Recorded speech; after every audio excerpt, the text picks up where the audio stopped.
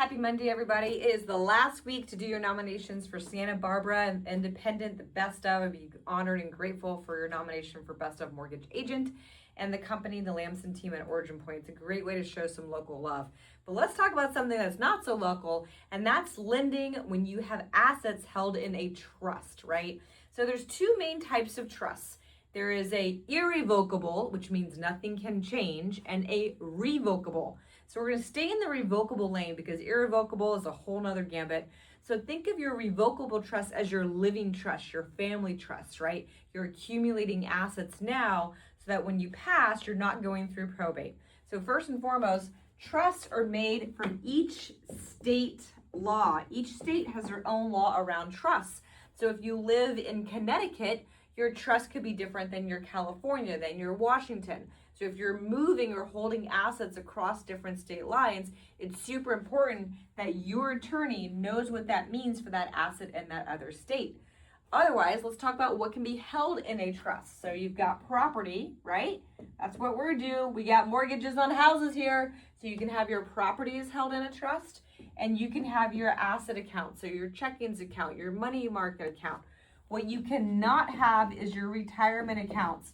Retirement accounts are never held in trust because they're meant so that when they die, they're payable on death period. So they are outside trust laws. Now that's at least in California. So maybe if you're in Connecticut and that's a different rule, okay. But I think that's actually a federal thing. So when you have a trust, you have to always prove access.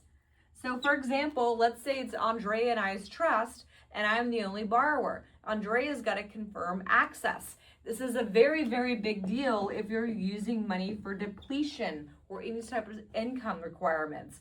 Some investors don't even allow assets in a trust to be used for income because remember, trusts are entities. They are entities. They're not humans. They're something that is created to hold the other things, right?